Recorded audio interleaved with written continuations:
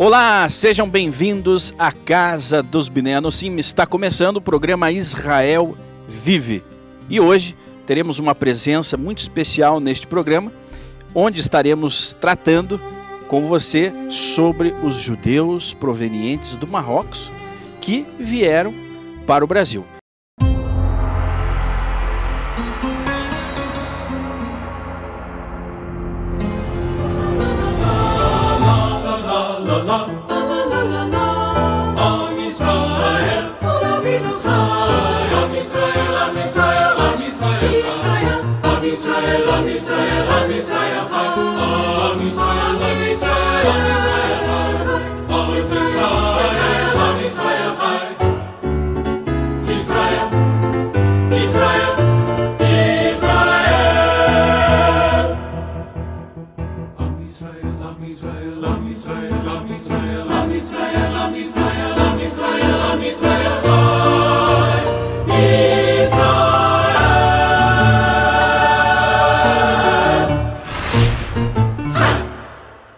Aqui comigo já no estúdio, Shemuel Zakai. Seja bem-vindo. Olá, Shimon. E olá você que está nos acompanhando hoje com a presença do ilustre Rabino Moshe Elmeskani, que vai nos falar um pouco sobre a presença judaica no norte do país, Manaus, do Pará. O Rabino Elmeskani, que é formado pela Yeshivá Midrash Sefaradi, com graduação pelo Rabinato de Israel, em Halchot, Shabbat, Avelut, Sofer, atestado pela comunidade, e Razan, com leituras em Parashá. Ele também trabalha com a comunidade judaica de Belém do Pará e tem a sua própria esnoga, a Beit Elmeskani. É psicólogo com graduação em Ciência de Educação Especial. Rabino, seja bem-vindo à nossa programação. Eu que agradeço, fico muito feliz de poder colaborar e participar desse trabalho muito importante, que é justamente o resgate e a possibilidade de trazer informações sobre o mundo dos Biné Anocim e demais outros pretendentes a conhecer a religião e a cultura judaica, com certeza. Rabino, de qual cidade do Brasil o senhor está falando conosco? É muito importante, né, para os nossos telespectadores entenderem, porque o Brasil ele tem dimensões continentais. E nós sabemos que os judeus chegaram aqui e ocuparam todo o território nacional. Lá na época da colonização, os judeus chegaram no Nordeste brasileiro, né, que nós chamamos de Biné Anocim. E aí, depois, mais tarde, numa época mais recente, os judeus provenientes da Europa Oriental também chegaram, né, se espalharam por São Paulo, Rio de Janeiro, Porto Alegre, Santa Catarina, no sul do Brasil. E os judeus marroquinos o senhor vai contar para nós quando chegaram. Mas o senhor fala de onde no Brasil hoje? Eu falo de Belém do Pará. Olha só. E é justamente aqui, praticamente no século XIX, início do século XIX, que esses primeiros judeus chegaram do Marrocos. Olha só.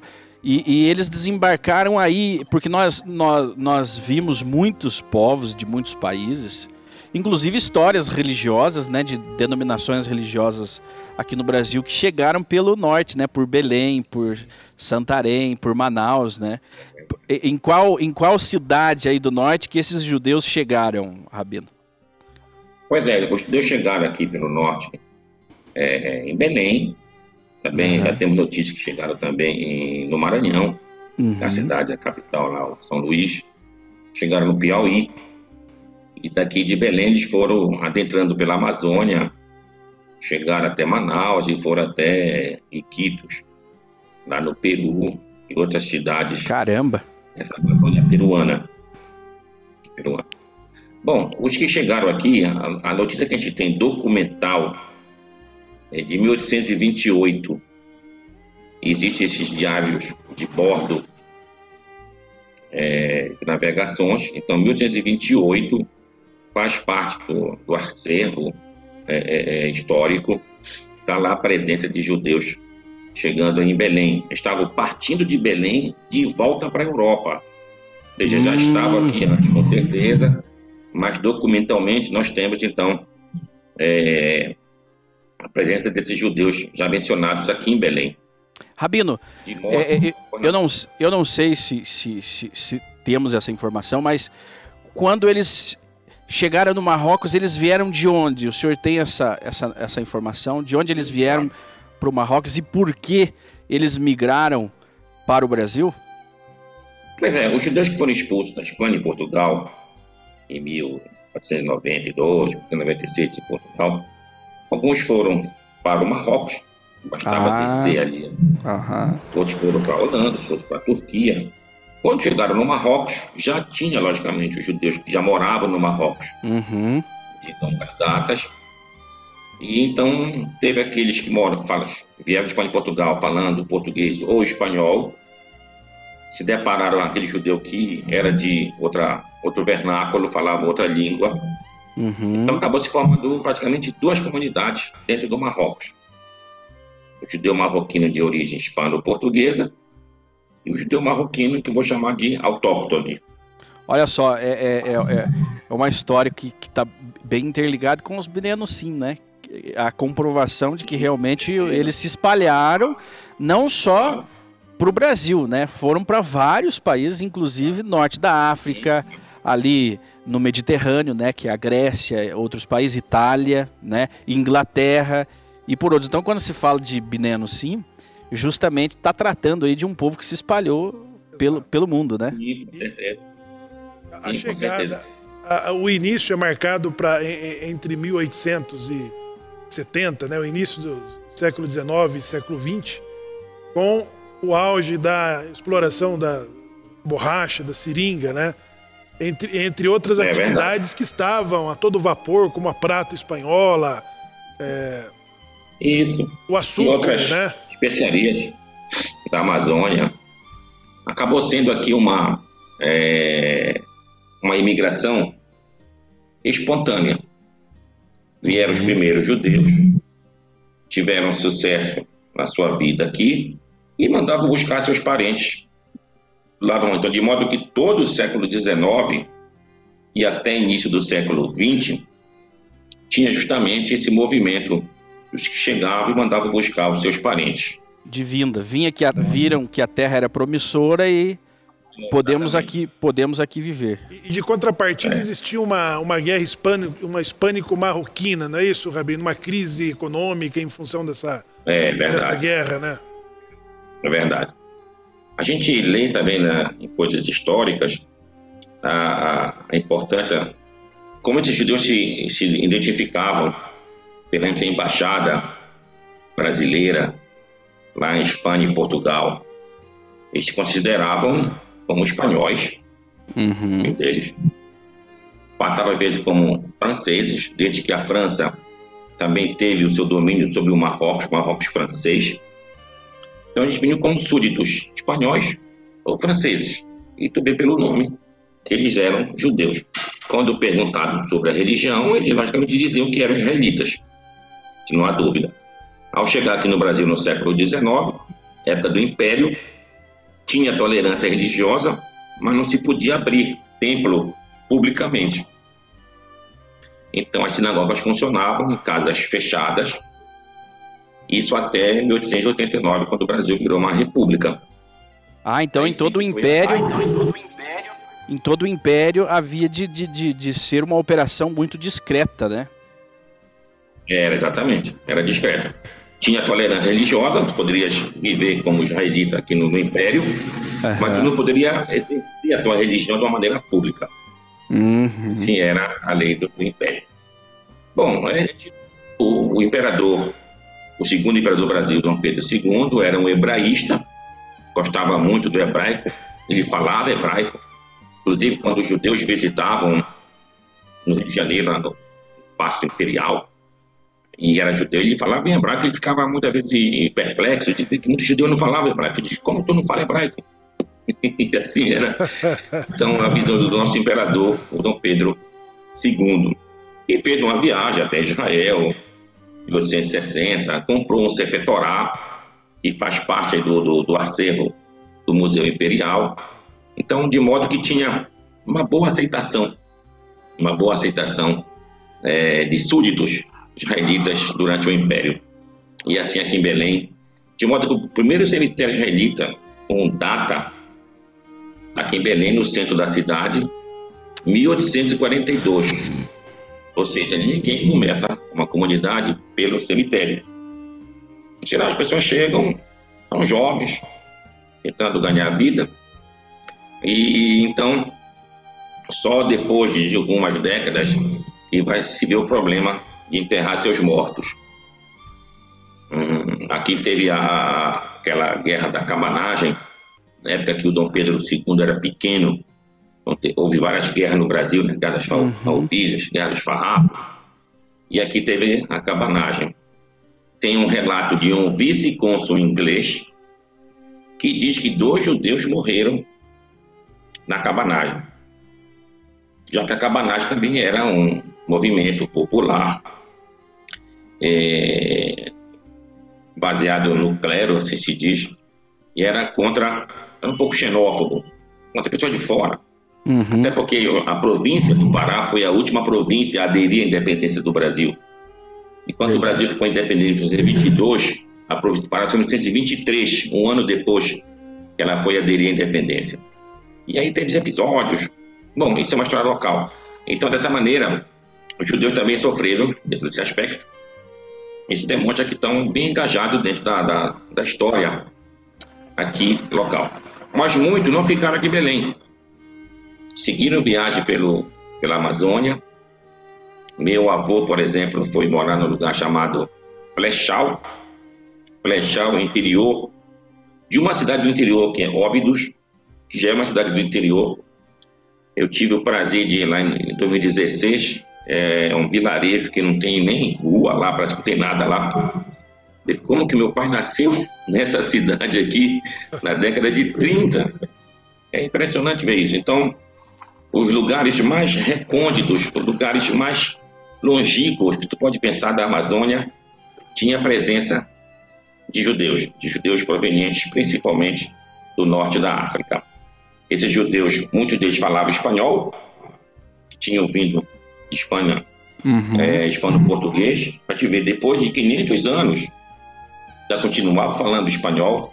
Tinha enclaves espanhóis dentro do Marrocos, como a cidade de Ceuta, cidade de Tânger, e outras cidades lá do Marrocos também que se falava isso. Então, esses judeus continuaram falando, tem toda uma cultura.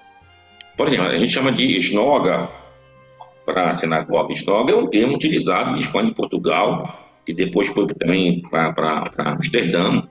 É um termo que vem do Zohar, e do Zohar, escrito, aparece na Espanha por Moshe de Leon, e lá aparece na Perashá de Kitetse. Kitetse, lá é dito que é chamado para Beit Knesset de Esnoga, que é uma expressão que vem desde o profeta Ezequiel, a sua visão. Ele vê fogo, Noga, brilho. Quando aquela visão que o profeta Ezequiel teve, ele sentiu a presença divina. Então, Esnoga. Então é chamado de Esnoga porque nesse lugar se tem a presença, se sente a presença divina. Então assim nós chamamos Esnoga, em vez de sinagoga. Sinagoga é um termo grego, onde sino quer dizer junto, e agogo quer dizer estudar, estudo em conjunto. É um nome místico, então. E característico, né, dos judeus da Península Ibérica. Sim, exatamente. O estudo do Zohar e o estudo místico é muito grande entre os judeus hispano-portugueses e com certeza os judeus marroquinos também. Bom, então, quando já adentraram por essas cidades, você encontra até hoje, em todas essas cidadezinhas aqui da Amazônia, o cemitério tem uma ala dos judeus. E lá tem sepulturas desde o século XIX, estando lá. Então, isso demonstra a presença deles. Isso também mostra com exatidão a profecia do Eterno, que iria espalhar todo o povo pelos 4 cantos do mundo, pelas 4 extremidades do mundo. Então a gente vê realmente com perplexidade que dentro da Amazônia aconteceu exatamente isso. E muitos judeus hoje têm a possibilidade de voltar para a terra de Israel, ou o Estado de Israel, então fazer a reunião dos exílios. Então isso é realmente um ato milagroso que a gente vê acontecer em nossos dias. Bom, então dentro dessa participação ativa desses judeus que vieram do norte da África, eles prosperaram aqui na Amazônia. Prosperaram, segundo alguns motivos. Eles falavam as línguas, falavam espanhol, uns falavam até português mesmo, além de saber o hebraico, outros falavam as línguas, falavam árabe também, e sabiam matemática. Então foi muito fácil para eles fazerem comércios. E tinham contatos fora da Amazônia. Judeus que moravam na Europa, judeus que moravam na América. Muitos dos seus filhos que aqui para cá vinham e voltavam para estudar, ou na França, ou em qualquer outro lugar. Então ficou uma rede muito grande comercial. E daí então a prosperidade reinava entre esses judeus. A gente vê hoje ainda a suntuosidade da sinagoga, ou das sinagogas, mas principalmente de uma sinagoga aqui em Belém, que é a Shara Shamayim, que é uma sinagoga muito bonita. Então a gente vê o poder aquisitivo que esses judeus adquiriram desde o século XIX e o século XX, quando realmente, talvez hoje, a comunidade não tivesse condições financeiras de fazer um templo como esse. Então, enquanto a cidade, enquanto o norte do país prosperou, como foi falado no auge da extração da borracha, principalmente, então foi realmente um ganho muito grande. Depois esse comércio acabou, muitos judeus daqui viram a dificuldade e foram embora. O Rio de Janeiro, principalmente. Lá no Rio de Janeiro, na sinagoga da Shell, lá em Botafogo, é tida como se fosse uma filial dos judeus daqui da Amazônia. Lá tem vários judeus com mesmos nomes de judeus daqui, que de fato foram daqui. E outros foram embora para Israel, foram embora para a América, já que a dificuldade, então, Belém hoje em dia não é uma cidade próspera. É uma cidade cheia de problemas, de modo que nossos filhos hoje em dia têm muita dificuldade de se manterem aqui.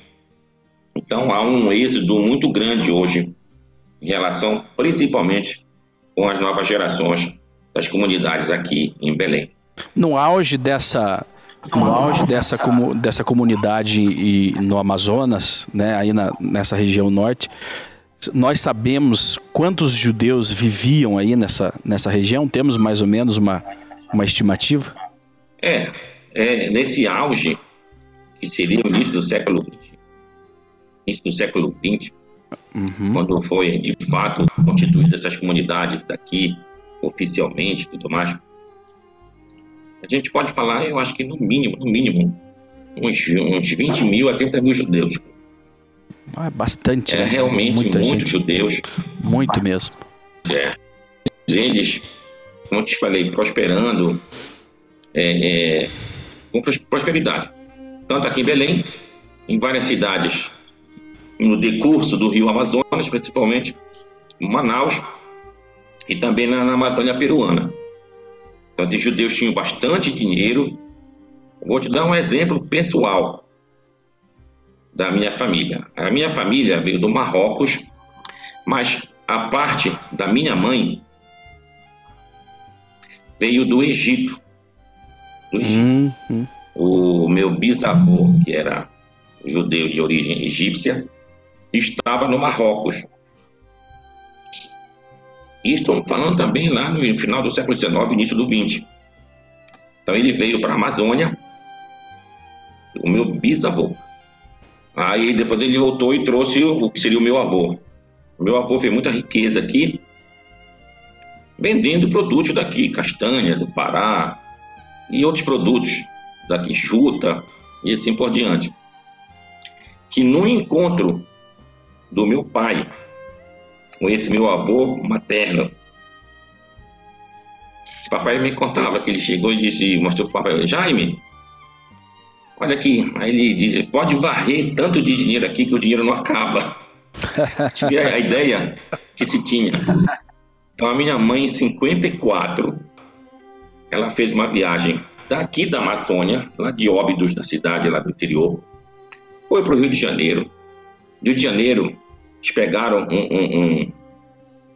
um avião, foram até Portugal, de Lisboa, e de Lisboa eles foram de navio até o Egito, passando pelo Líbano. Quando cruzaram do Líbano para o Egito, passa em frente o que seria Israel. Uhum. E segundo a minha avó diz, tá vendo? Continuando aqui, tu tá em Israel. Então até em 54, os parentes que moravam lá no Egito ainda não tinham sido expulsos pelo Nasser, aquele presidente egípcio Nasser. Então era uma viagem, assim, como se diz, para quem tinha dinheiro, vamos falar em outras palavras assim. Quase uma volta ao mundo, né, naquele tempo. Quase uma volta ao mundo. Aqui, quando eu nasci, era cheio de fotografias da mamãe lá em Portugal, da mamãe lá na Itália, lá no Líbano, no Egito. Então a gente vê de fato a prosperidade que tinha essas famílias. Então teve grande influência dentro daqui da Amazônia, várias indústrias. Até hoje, lá em Óbidos, a cidade de Óbidos, estou falando, tem 2 empresas de castanha, beneficiamento de castanha, que pertencem a 2 famílias judias. Então a gente vê e que mantém emprego, tá certo, para a cidade. Todo mundo tem maior respeito lá por essa situação. Então, de modo que participaram ativamente do desenvolvimento dessa nossa região aqui do norte. Eu queria dizer que dentro como é que eles moravam nessas cidades menores, por exemplo? Então, quando chegavam as grandes festividades, eles escolhiam um lugar para se encontrar. Então, aqueles judeus que estivessem mais abastados é que recebiam em suas casas. Por exemplo, chegava Yom Kippur, onde esse meu avô materno, que tinha uma casa bonita, uma casa grande, lá em Óbidos, onde recebia, pessoas iam para lá para passar o Yom Kippur, ficavam dormindo praticamente na casa dele. Então, esse encontro, cada um sabia, eu moro lá na entrada do Rio Tal. Era tudo assim interior mesmo, uma coisa que, falando hoje, não dá para acreditar na presença desses judeus lá. Então era de fato isso que acontecia aí com essas famílias. Rabino, obviamente que existem diferenças culturais, né, entre os judeus que vieram do norte da África e aqueles que vieram mais recentemente da Europa, ali no período da Segunda Guerra, naquele tempo. O senhor poderia nos contar algumas dessas tradições, algumas dessas diferenças culturais desses judeus provenientes do Marrocos que prezam pela cultura sefardi, né? Sefaradi. É verdade. Os judeus do Marrocos, eles são judeus assim. Eles não são extremados, nem de um lado, nem do outro. O que eu quero dizer? Eles não são judeus liberais e nem são judeus ortodoxos. Certo. Que a gente entende hoje. Certo. Como é essa visão. São judeus que viviam a religião de uma maneira natural, frequentavam bastante a esnoga, tinham preocupação com o ciclo anual das festividades. Isso todas as comunidades desse estilo assim praticavam. Quando chegava, por exemplo, também a questão da falecimento, todo aquele costume de como fazer essas cerimônias, e assim era feito. Então, quando chegam alguns judeus de outras origens, como eles não compunham até então uma comunidade, já acabavam se integrando dentro da comunidade judaica local. Apesar de muitos deles, muitas vezes, dentro da própria sinagoga, rezarem do estilo Ashkenazi, por exemplo, eu dizia um Kadish, então falavam Kadish, essa pronúncia Ashkenazi, e eu leio uma berachá da Torá, também li nessa pronúncia ashkenazim, de Baru, Bouri, Atá, Atô, e assim ia por diante. Misturava o Yiddish. Vezes o entendimento das nocas. Mas se integravam na comunidade. Eram recebidos... Eram recebidos com carinho, assim? Eram recebidos com facilidade ou havia uma dificuldade, né, dessa integração? Na verdade, eu nunca cheguei a perceber uma certa dificuldade na integração desses judeus. Eram judeus diferentes, sim, para perceber, mas nunca percebi nada de alguém falando mal, nunca percebi, cara. E eles tinham muita dificuldade de falar o português. Uhum. Rabino, o senhor... Eles que vinham da Europa, vinham da Rússia, vinham da Polônia, falavam com muita dificuldade o português. Rabino, eu conversei com muitos judeus da região norte. Conversei já com muitos judeus da região norte, do Pará, de Santarém, também de Manaus. E falando com o senhor não tem esse protecionismo de uma pureza, né? De uma pureza sefaradita. O senhor fala com muita naturalidade, sem essa defensiva. Sem levantar uma bandeira separatista, né? Não tem uma segregação no tom. Quando o senhor tem que mencionar sobre os diferentes judeus da região, o senhor fala com muita naturalidade. Eu achei interessante, vindo da região, esse comportamento do senhor. Eu tinha, na verdade, eu tinha um parente, era um tio, que era ashkenazi, casado com uma tia minha. A tia, que era a nossa tia, ele casou com... Então, ele era de origem polonesa, se não me engano. Tinha conseguido fugir da Segunda Guerra Mundial. Morou uma época em Israel, lá pela década de 50. Também não pôde ficar por lá por seus problemas. E se casou com a nossa tia aqui. Então, a gente via que era bastante diferente. Bom, mas não me lembro de nada, nem na sinagoga contra eles, não era nada. Mas eram diferentes. Quando pronunciavam as coisas, eram diferentes. Pode seguir. Então, o que acontece, mas também provavelmente, como eram em poucos números, os que vinham da Europa, e eles acabavam se integrando dentro da comunidade. Eles não tinham uma comunidade separada. Eles faziam parte dessa comunidade. E muitos deles se casavam com pessoas da comunidade. E os seus filhos, quando cresciam dentro dessa nossa coletividade, da sinagoga, de seguir esse nussa que a sinagoga estava fazendo. E assim ele aprendia também. Não me lembro de ser diferente disso. Que beleza. E como isso se traduz hoje, né? A realidade hoje dessa comunidade aí no norte. Como que ela é representada hoje? Existem as sinagogas em funcionamento? Existe uma comunidade, por exemplo, as federações em funcionamento? Como está hoje a comunidade judaica aí no norte do Brasil? Bom, já que a gente falou que não tinha problema, bora falar agora de algumas coisas diferentes.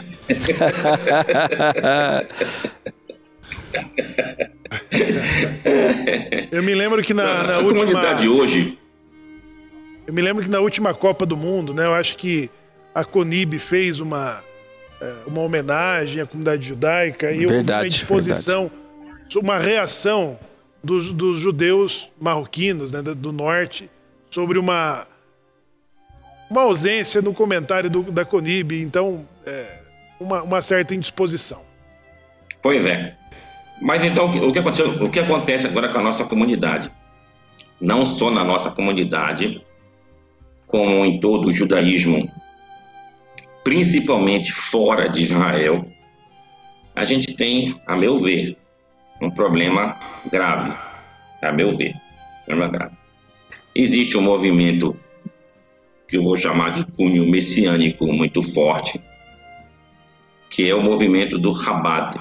movimento do Chabad. O movimento do Chabad é um movimento que busca formar, ajudar vários judeus de várias partes do mundo, mas eles têm a ideia de que o último Rebbe deles foi o Messias. E eles entraram, então, numa situação complicada agora, depois que o Rebbe faleceu. Segundo alguns, ele não faleceu, ele estaria oculto, e segundo outros, ele faleceu e ele vai voltar. Parece então, um que nós... Ao meu ver, é uma situação muito grande. Parece um que nós já conhecemos, né? História já. De longa data. Então, é um movimento forte. É um movimento forte. Bem forte, bem forte. Tem grandes adeptos, principalmente dentro da comunidade judaica marroquina. Lá no Marrocos, hoje em dia, o que permanece de judeus lá, todos são filiados a grupo do Chabad. Se brincava, inclusive, que o próximo Rebbe de Chabad seria um judeu marroquino. De tal a presença deles lá dentro. Só que vem com essas ideias que, ao meu ver, é muito perigosas. Então a comunidade,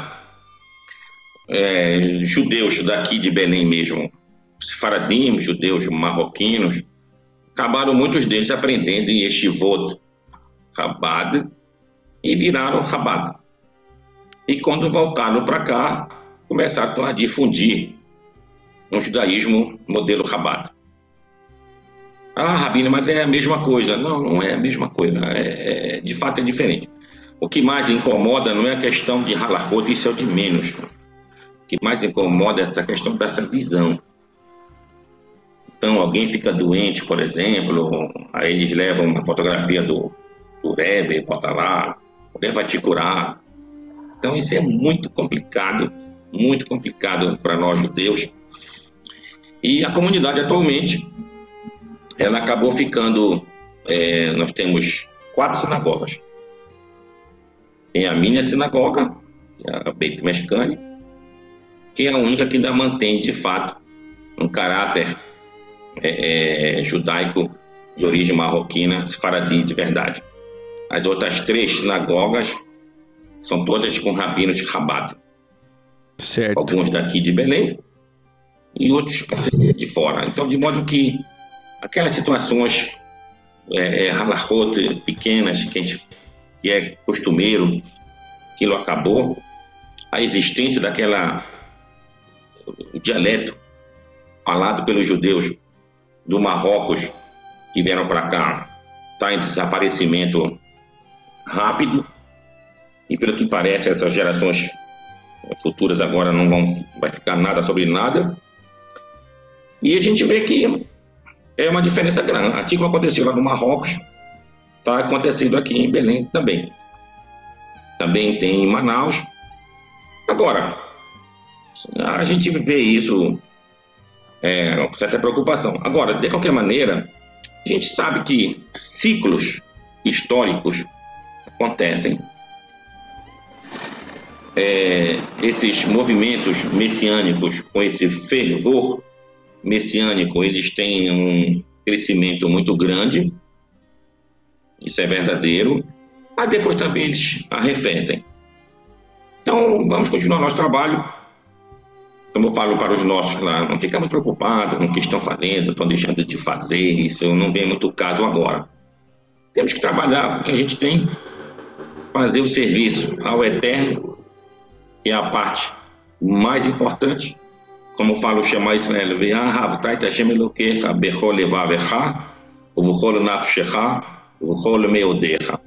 e amarás ao Eterno teu Deus com todo o teu coração, com toda a tua alma, com todas as tuas forças. É o que a gente faz. Então, esses que infelizmente enveredam por esse caminho, a gente pede a Deus que Deus possa abrir seus corações para que eles possam enxergar, de fato, a verdade do Eterno. Mas como há um movimento crescente também, Rabino, em contramedida a isso, que aí essa instituição citada ela não está envolvida, que é justamente no movimento Bnei Anussim, né? E eu vejo até com bons olhos esse não envolvimento, essa isenção, né, de tal instituição. Por quê? Porque está dando a oportunidade para os judeus que saíram de um meio messiânico também, né, se isentarem disso agora. Esses Bnei Anussim conseguem se isentar de qualquer segmento, de qualquer linha religiosa messiânica, seja, né, de qual religião for, né? Nós temos muitos, em todas as religiões nós temos essa, como diz, essa pegada messiânica, né, de trabalho, vamos colocar assim, de, entre aspas, né, de evangelização, né, de proselitismo, enfim. Mas, por incrível que pareça, nesse movimento Bnei Anussim, isso não está existindo, Bezrat Hashem. Agora, por outro lado, eu acredito que esse movimento Bnei Anussim, muitos, né, com sua história espanhola, portuguesa, poderão agregar as comunidades marroquinas, poderão ser agregados, né, obviamente, nessas comunidades e restaurar, lógico, isso dependerá de bastante trabalho cultural, né, passando as tradições para que reforcem essas comunidades que acabaram aí se fragilizando com o passar do tempo. Óbvio que e tudo isso com muita responsabilidade, né, e sabendo trabalhar com estas pessoas. Agora, como que depois nós vamos querer saber por que o senhor virou rabino. Eu acho que essa é uma pergunta que todo mundo gostaria de fazer, né, para um rabino. Por que o senhor virou rabino, né? Tem quantos rabinos na família? Exatamente.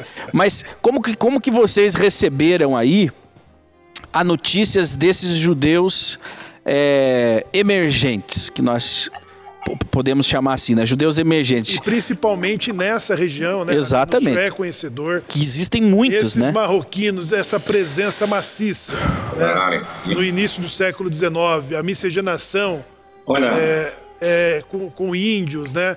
Hoje nós temos fora da comunidade, no norte, nas sinagogas, na federação, muitos judeus com nome civil, Azulay, Ben Arosh, Ben Zekri, e que passam a ter conhecimento de suas origens e estão gradativamente retornando. Nós temos muitos contatos dessas pessoas que têm esses sobrenomes, que têm essa herança, que têm esse histórico e que estão fazendo exatamente essa transição de volta. Shemuel, e se identificaram com o judaísmo pela história dos Bnei Anussim. Exato. Né?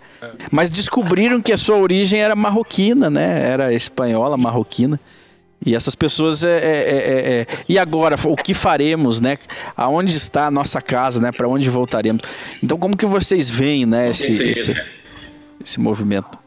Bom, eu enxergo, por isso que eu fui praticamente obrigado a fazer uma sinagoga própria, que eu entendo assim, judeus Anussim, entre outros judeus, ou judeus emergentes. Os judeus Anussim têm uma história ligada com a nossa. A gente viu os judeus do Marrocos, muitos deles vieram de Espanha e Portugal. Então são nossos irmãos, vamos falar assim, de origem da Espanha e Portugal. Então, dentro desse aspecto, se hoje uma pessoa descobre a sua herança no passado um pouquinho mais longe, quer fazer um retorno, é minha obrigação recebê-lo. É minha obrigação abraçá-lo como se fosse um parente meu. Assim como a gente tem judeus e seus descendentes, de uma maneira mais recente, digamos assim, como foi mencionado, essas famílias de judeus marroquinos que vieram e que eventualmente se misturaram com de origens indígenas ou outras origens portuguesas ou até africanas, não importa, que são filhos ou netos que não são mais judeus, que a gente tem a obrigação de abraçar, da mesma maneira também aquele mais distante, que tem 200 anos, 300 anos, 400, até 500 anos de história, mas que o antepassado dele era judeu. Então temos que abraçar essas pessoas. Isso aí é um fato histórico, é um dever histórico, principalmente de comunidades judaicas do Marrocos, que tem essa origem hispano-portuguesa, não há nem dúvida. O que não pega bem é um judeu Anussim, por exemplo, ele quer retornar. Ele pode acontecer, mas eu digo, não, olha bem como é um certo disparate, ele quer tornar para ele ser um judeu Ashkenazi, Quer dizer, Vem de peote. No passado. É complicado de poder acontecer, lógico que pode, cada um pode fazer o que achar melhor e procurar o caminho que quiser. Mas, historicamente, não é o que a gente está vendo. Então, a gente está fazendo esse trabalho, a gente quer que essas pessoas todas que tenham interesse de retornar ao judaísmo, se tiver eu chamo de gancho, esse gancho histórico, anunciem. Claro, estamos aqui para receber.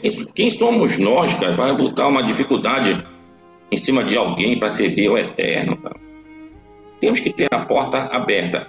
E como foi bem falado, isso vem ao contrário, vem enriquecer esse judaísmo.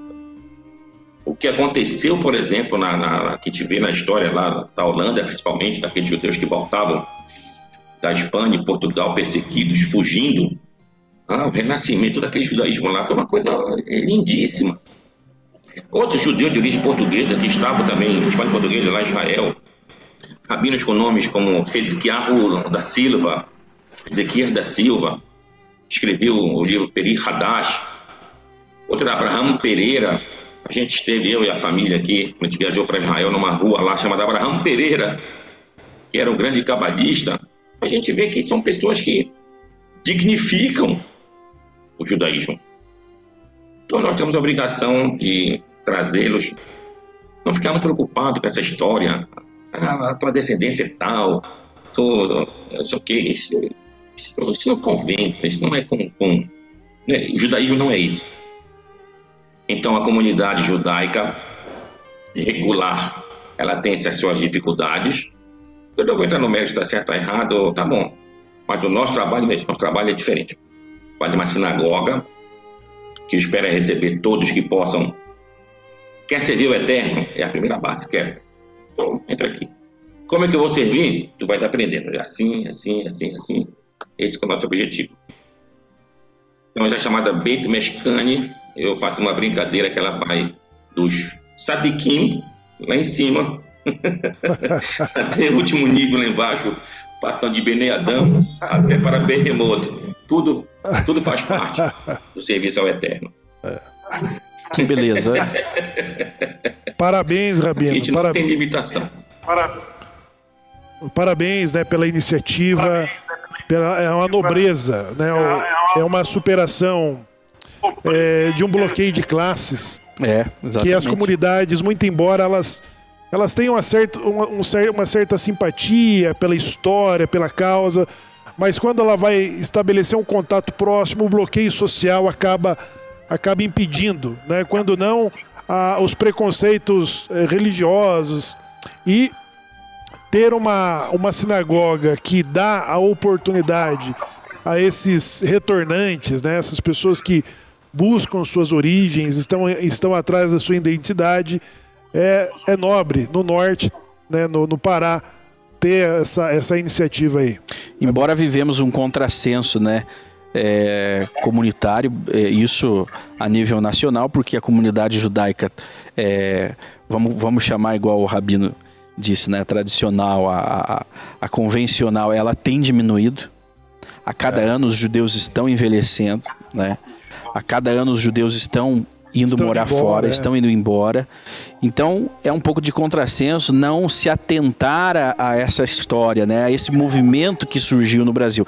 Agora, por outro lado, há também um protecionismo, há também um comodismo. Veja, por que a comunidade paulista, com toda a sua grandiosidade, com toda a sua pompa e circunstância, a sua organização, por que ela se preocuparia a essa altura do campeonato, né, em acolher pessoas ou ensinar o beabá, né, para essas pessoas, né? Há de se ter uma ligação com isso, há de se ter uma ligação pessoal com essa história. Com essa história. Né? Então, é entendível, né? Depois que nós entendemos como as coisas funcionam, entendemos que o Bnei Anusim, ou aquele que quer ser um judeu, ele pode, né? Ele pode procurar as pessoas, ele pode ter a sua comunidade, né? Depois que nós iniciamos o funcionamento da nossa comunidade sem a dependência da aprovação destes que já estavam organizados, né? Sim. Ou seja, os conselhos que nós recebemos de todos os amigos da comunidade é: se organizem também. Se organizem também, façam alianças, né? Criem alianças com aqueles que gostam, né? Que têm uma ligação histórica. Porque realmente, se você não tem ligação histórica com a causa, né, você não vai se preocupar muito, não. A não ser se você seja um entusiasta, mas aí são poucos, né, os que são entusiastas da causa. Exceções, os que possuem amor gratuito pela causa. São exceções. São exceções. Então, o que a gente pode ter como talvez precaução, isso poderia ser verdade, contra aquele que não faz parte da sinagoga regular, digamos assim. Isso. Se ele quisesse entrar na sinagoga para mudar as crenças da sinagoga.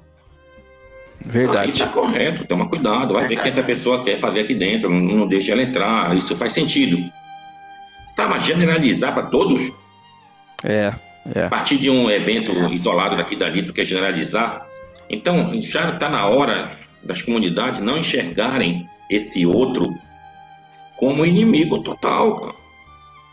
Chegar numa sinagoga comum dessa, tu não pode falar, aquele cara não é judeu, pronto, é um fim do mundo, cara. Que isso, rapaz? Eu brinco que a gente não pode torcer pelo gol contra. Verdade. Gol contra. O cara foi embora, graças a Deus. Que isso, cara? Ele quer fazer parte, ele tem essa... Às vezes a pessoa que chega, ela chega às vezes com um jargão diferente, é natural.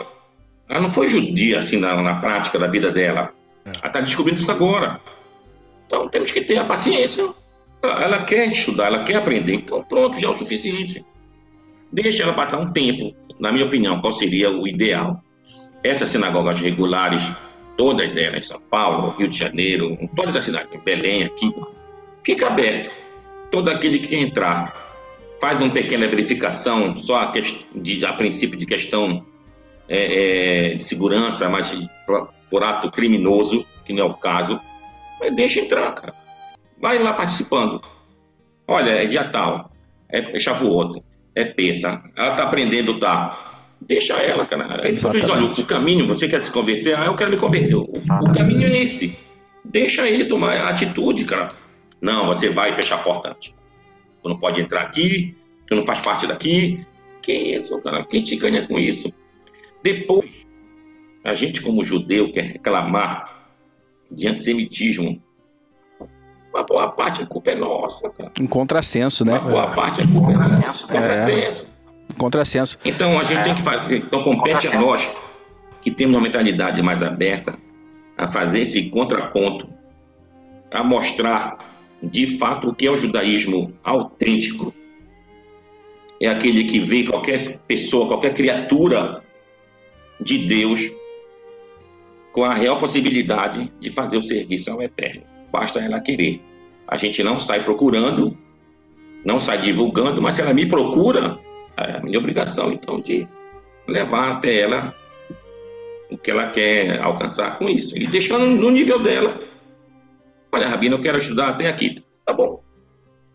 Ganhar-te mais um aliado. Isso aí fortaleceria, né? As comunidades sairiam fortalecidas. Tá bom. As comunidades sairiam fortalecidas. Todas elas, exatamente. Todas elas estariam muito fortalecidas. Muito fortalecidas. A gente teria um carral enorme ao redor. E um carral, como se diz, entusiasta do judaísmo. Seria fantástico, cara, seria fantástico. A gente é obrigado a se reunir em sinagogas separadas e ficar de certa maneira, à margem, não que isso seja problema, mas não era preciso. Quem sai perdendo é a comunidade regular. Ela que sai perdendo. Está lá com os problemas dela, não tem minhano, você ficar ligando. Vou dar um exemplo para vocês. Está na sinagoga, regular. Aí de manhã é 7h30 da manhã, tá tarde, e não tem minhano. Liga para fulano. Aí tu liga, vem para a sinagoga. Tô indo. O cara acabou de acordar. Ainda vai escovar o dente dele, se preparar. Não mora tão perto. Daqui a meia hora, uma hora, o cara chega e tu fica lá esperando, cara. Isso é um caso. Outro que é pior ainda, tu tem que pagar o cidadão frequentar a tua sinagoga, cara. Isso aí, cara, é uma vergonha. Isso aí é uma vergonha. O fato de ser falado abertamente, como tu vai pagar para ter frequência à sinagoga? Então a gente vê como foi falado, com tristeza realmente, essas decisões atrapalhadas que vão dificultar mais ainda a vida dessas comunidades judaicas. Enquanto esse outro, vou dar um exemplo do contrário, nessas outras comunidades como a nossa, tu não chama ninguém, cara. Tu chega lá, tá todo mundo lá, cara.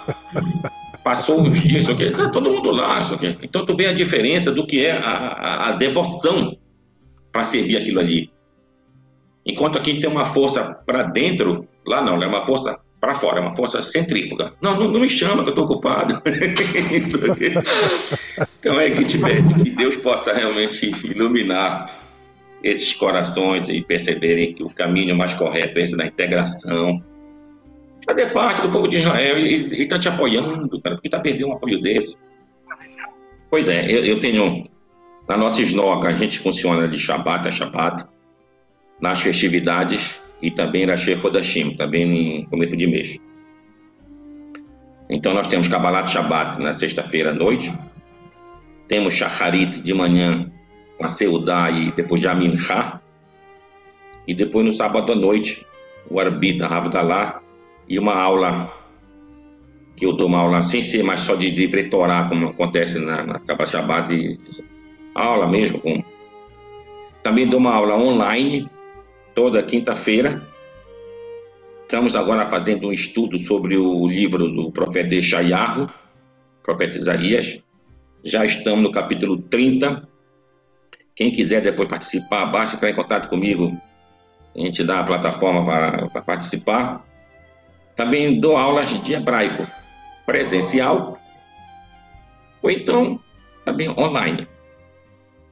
O objetivo é tentar trazer sempre mais conhecimento do judaísmo. A gente tem hoje, ao meu ver, um grande problema. A gente falou aqui do messianismo rabado, que já é um problema, mas tem aquele judaísmo messiânico, entre aspas, que se intitula de judeu, ele se bota aqui, não sei o quê, sou judeu, ainda fica bradando que é judeu, tudo mais, mas aceita, não, temos que estudar a Torá, isso aqui. Mas também tem a Berit Hadashah, aí começa a hebraizar coisas do cristianismo, não é Jesus, é Yeshua, não é João, é Yohanan, não é Mateus, é Matitiarro. Encapar de uma maneira assim judaica e tentar enganar, principalmente, não só os judeus, principalmente o marrano. É, isso mesmo. Agora, o que acontece? O marrano é enganado por dois motivos. Por essa capa e também pela nossa ausência. Como nós judeus, em geral, não digo o meu caso, mas desses não querem aceitar o marrano com a gente lá, ele não tem para onde ir, cara.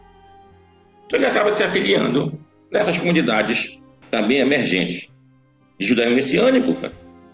Então isso também é uma culpa nossa.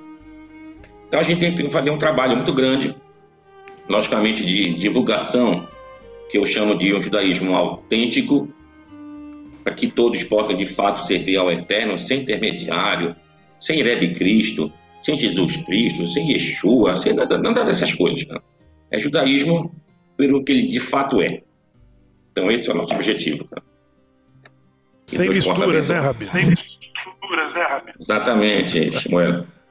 Alcorão na mesquita, Novo Testamento na igreja, e na sinagoga e na esnoga, Torá. Isso, exatamente. Rabino, o que levou o senhor a buscar, né, essa formação, a ser um rabino? Olha, quando eu era pequeno, o antigo rabino da comunidade já tinha mais de 100 anos. O rabino Isaac Melul. Aí, eu me lembro que era pequeno, o papai dizia, vai tomar a bênção do rabino. Sentava na Tebá, aquela parte central da sinagoga, mas tinha uma lucidez impressionante. Abençoava cada um de nós. Então, eu acredito que tenha me marcado um rabino vivendo mais de 100 anos, sinal que rabino vive mais de 100 anos. Coisa. Logo em seguida, com 10 anos de idade, eu participei de uma yeshivá aqui em Belém, de um rabino contratado pela comunidade, e era de origem do Marrocos, já morava em Israel, chegou aqui e tudo mais, e conseguiu formar uma yeshivá. Como me viu um garoto na sinagoga, disse: não, esse menino tem que fazer parte da minha yeshivá. Eu não dormia, às vezes, na própria yeshivá, dormia em casa, mas passava praticamente o dia inteiro na yeshivá. Eu tinha de 9 a 10 anos de idade. Então isso deu uma formação muito grande. E assim fiz meu bar mitzvah. Já quando eu fiz meu bar mitzvah, já conhecia muita coisa. Comecei a ler Perashá na sinagoga, pela ausência de pessoas que pudessem ler a Perashá. Eu com meu irmão um pouquinho mais velho, a gente já lia Perashá, a gente dividia.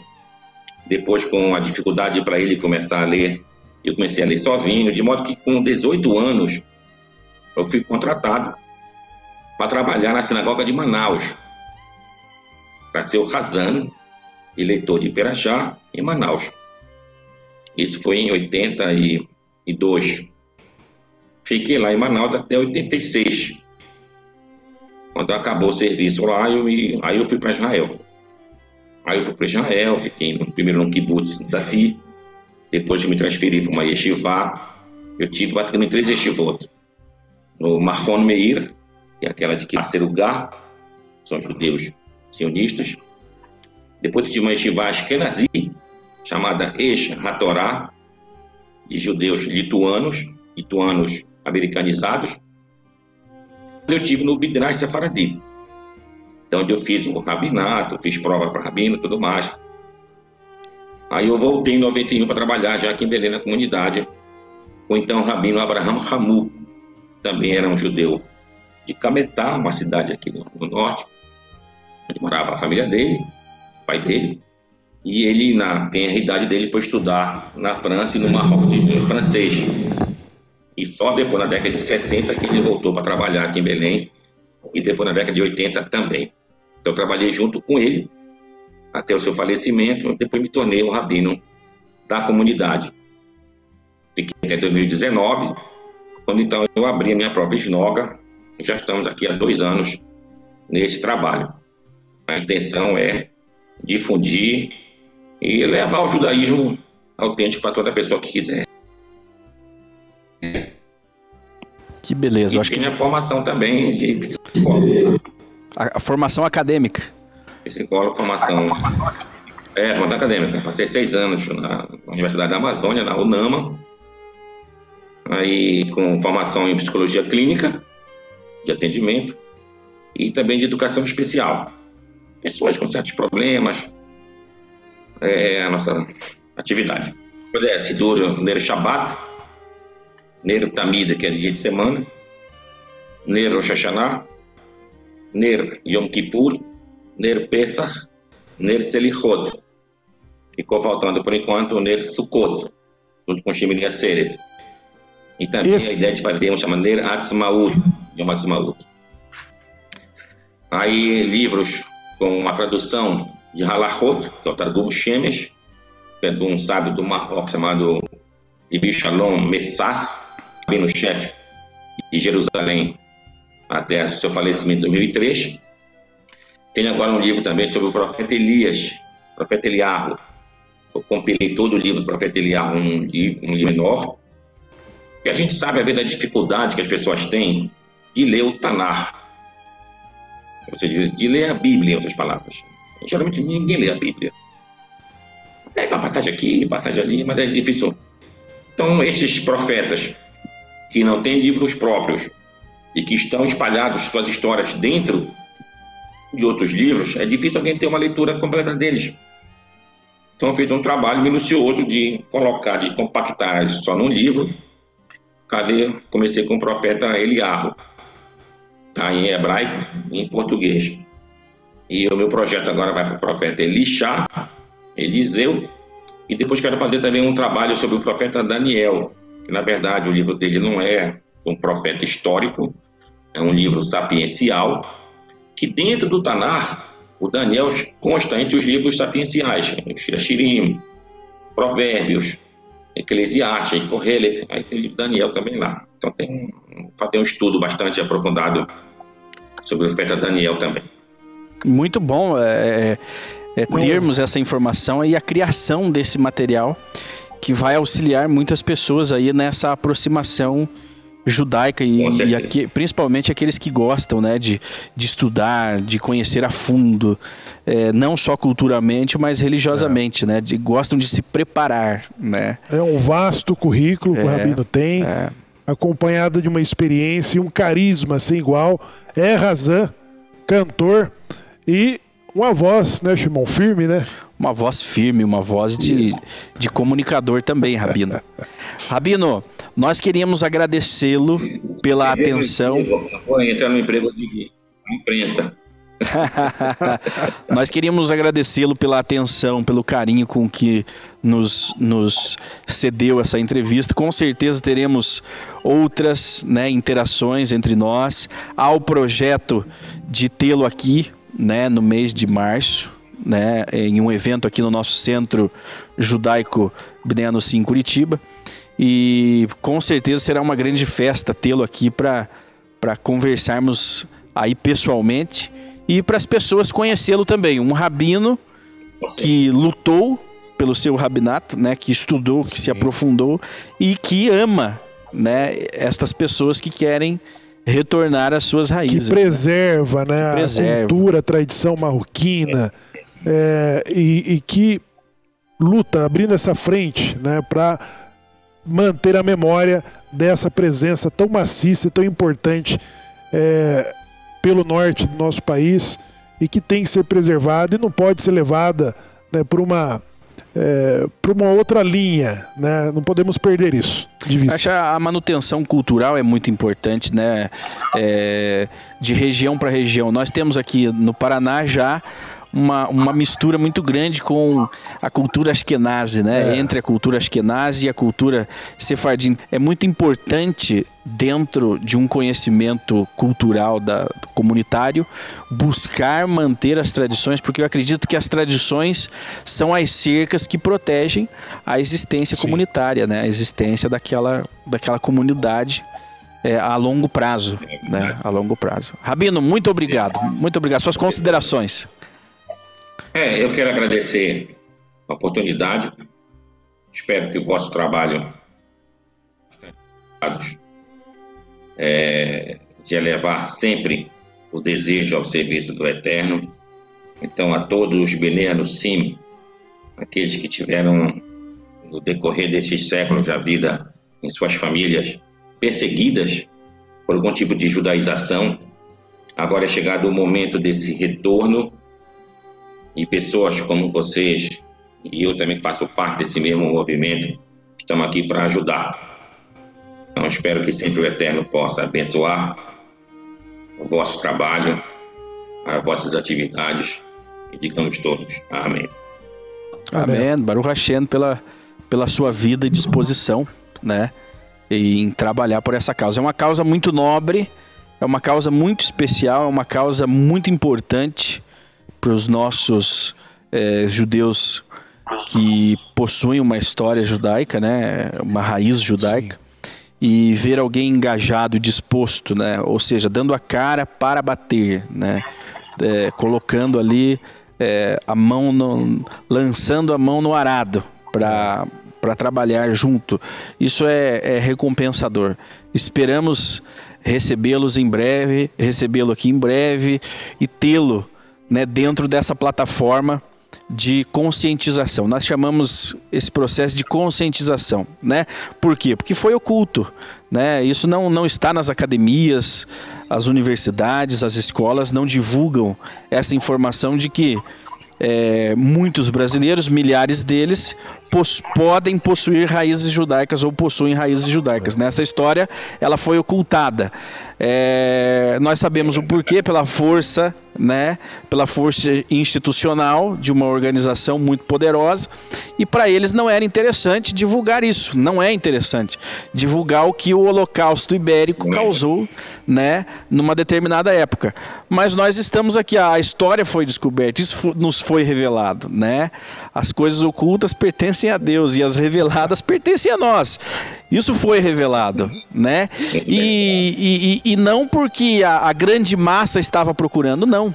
Né? Porque a grande massa não sabia.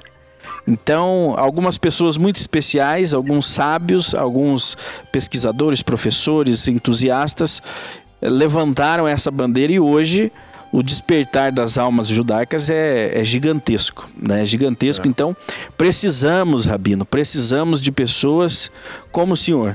Pessoas com capacidade, pessoas com conteúdo, pessoas com amor pelo judaísmo, com amor pela Torá e com amor por pessoas, né? Para ajudarem, para estarem à frente conosco de um trabalho tão sério que é acolher esses judeus retornantes. Tivemos aí informações, né, de algumas pessoas, né, que moram no Pará, né, e que foram acolhidas, né, na sua busca na sua sinagoga, e foram através dessas pessoas que nós tivemos o conhecimento, né, do trabalho e da sua pessoa e da grandeza, né, que é a comunidade que tem essa abertura às pessoas que buscam, né, já desmistificaram, né, já foram reveladas no sentido de que fizeram uma transição do lugar da onde descobriram sua identidade em busca de um retorno para as práticas judaicas, para a Torá, sem misturas, né? Essas pessoas nos deram um parecer muito positivo, muito entusiasmo, né? E sobre a recepção que o senhor ofereceu na sua comunidade a essas pessoas. Com certeza, Shmuel. Então fica aqui realmente mais uma vez o meu agradecimento e espero que Deus possa ajudar e vamos continuar nosso trabalho, que a gente está começando agora. Exato. Muita coisa para a gente fazer. Possivelmente quero visitar vocês em breve. Espero que vocês possam vir aqui em Belém também. A gente vai ter que integrar mais todas essas pessoas que trabalham por esse bem comum. Será um prazer. Será uma honra. Um abraço, Rabino. Vocês. Um abraço a você. E a você que nos acompanhou, obrigado pela sua audiência. Nós voltamos na próxima semana com mais um programa Israel Vive e também com um convidado especial, né, Shemuel? Tratando de temas relacionados a Israel e a tudo que isso significa para nós, né, aqui da Sinagoga e Associação Anosim Brasil. Shalom, shalom.